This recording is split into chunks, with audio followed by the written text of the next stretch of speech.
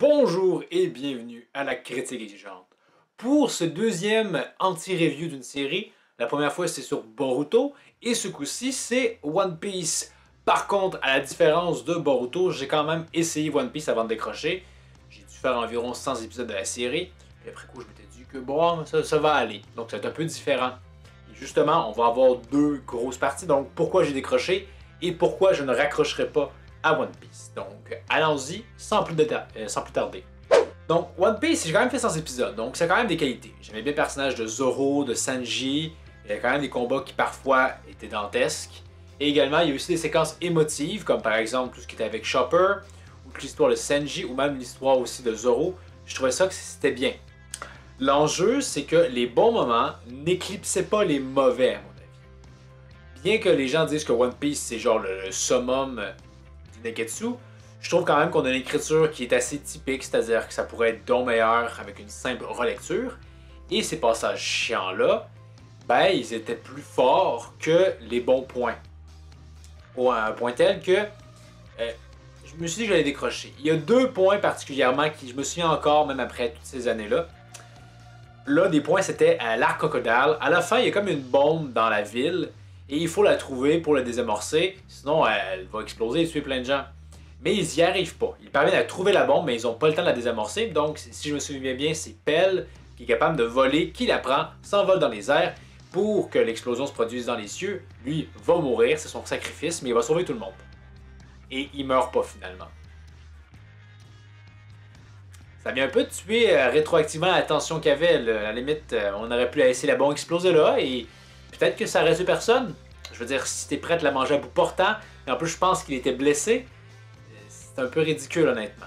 Et je me souviens que Fairy Tail plus tard avait eu un truc similaire, et ça m'avait beaucoup frustré, mais somme toute, ça avait été l'enjeu que d'un seul chapitre ou un épisode.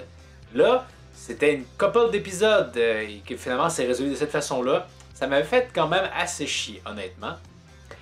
Aussi, et c'est vraiment à ce point-là, je pense, final, qui a fait comme été la gourde d'eau qui a fait déborder le vase. C'est le moment où Baki parvient à capturer Luffy, et il est sur le point de le décapiter, mais la foudre lui tombe dessus, le stoppant dans son élan.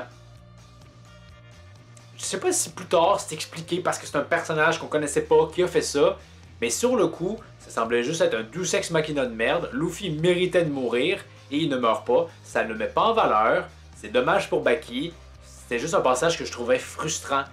Et j'ai commencé One Piece alors que je suis déjà bien avancé dans le cas de Naruto. Et comme j'ai dit dans ma vidéo de Boruto, Naruto m'a un peu traumatisé dans le sens où c'est un cas de figure où j'ai voulu poursuivre une œuvre, pas pour les bonnes raisons, juste pour la terminer.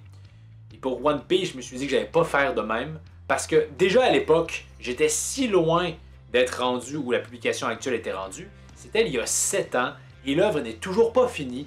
On a probablement encore 5 ans de One Piece devant nous. Donc vraiment, je me suis dit non, ça n'en vaut pas la peine. Cette œuvre-là me procure plus de frustration que de bonheur. Non, je décroche. Donc, j'ai décroché. Et pourquoi je ne raccrocherai pas? Et je viens un peu d'en parler. C'est que c'est une œuvre qui, à mon avis, est vraiment trop longue. Je veux dire, One Piece fonctionne encore sur sa prémisse initiale, c'est-à-dire qu'on suit Luffy qui veut devenir roi des pirates en trouvant le One Piece. Ça, c'est pas encore accompli. Après plus de 1000 chapitres.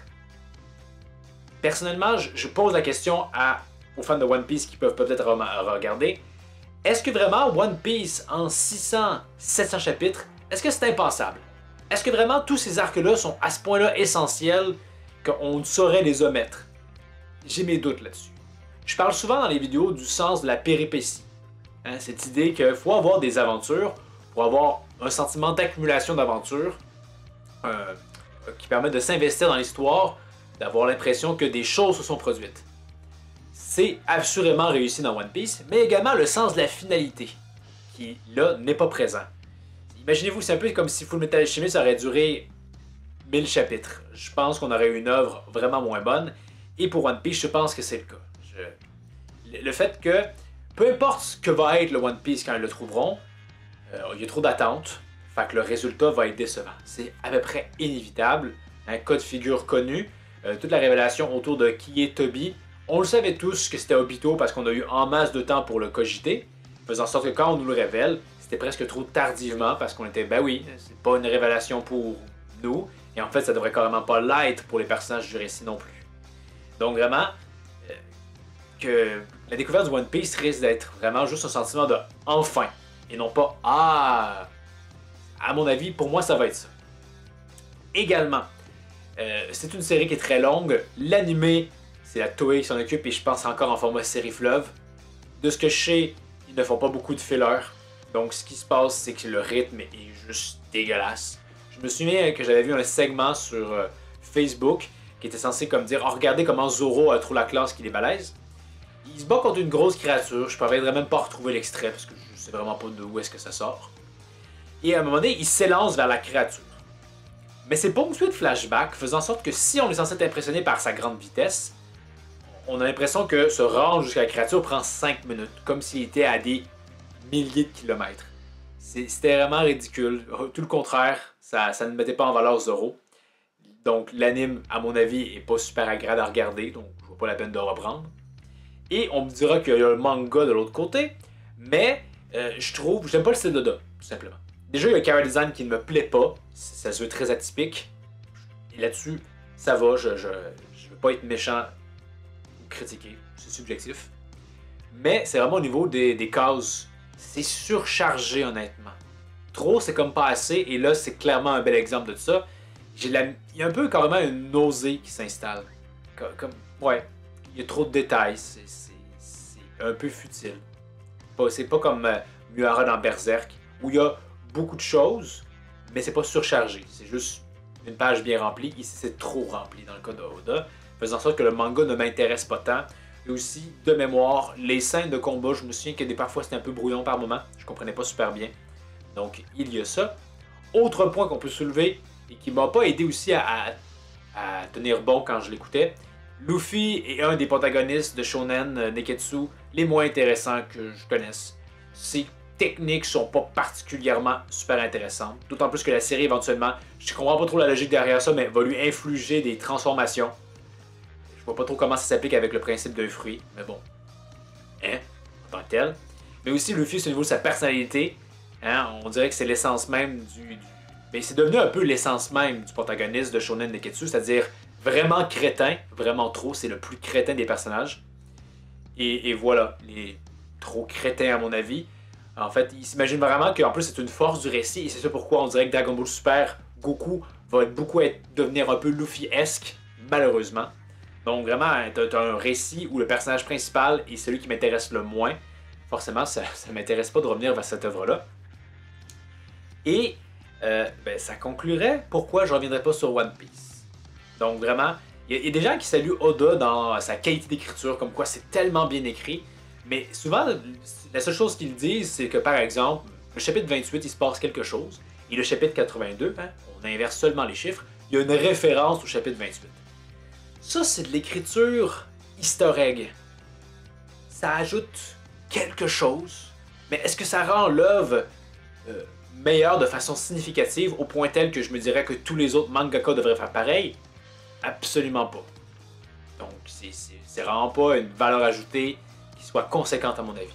On se dit que c'est sympa que ça soit là. Est-ce que on pourrait vivre sans? Absolument. Et c'est là où ça compte, je trouve, que l'auteur pourrait faire mieux, à mon avis. Donc, ça conclurait cette anti-review de One Piece. Pourquoi moi j'ai pas accroché. Donc, faites-moi en part dans les commentaires. Est-ce qu'il y a une qualité que je manque à One Piece et qui explique son si grand succès? Donc, faites-moi en part dans les commentaires. Et si au contraire, il y a quelque chose qui vous déplaît dans One Piece et que j'ai pas écorché, hein, vous pouvez également en faire part dans les commentaires, ça pourrait être assez intéressant. Donc, merci d'avoir regardé. Pour la prochaine critique exigeante, j'en sais à peu près trop rien. Je crois que on arrive au chapitre de Dragon Ball Super qui devrait sortir vendredi le 20. Donc, probablement que ça va être cette vidéo-là. Donc, à voir le moment venu. Donc, encore une fois, merci d'avoir regardé. N'hésitez pas à aimer, commenter, partager, vous abonner. Et je vous dis à la prochaine. Critique exigeante!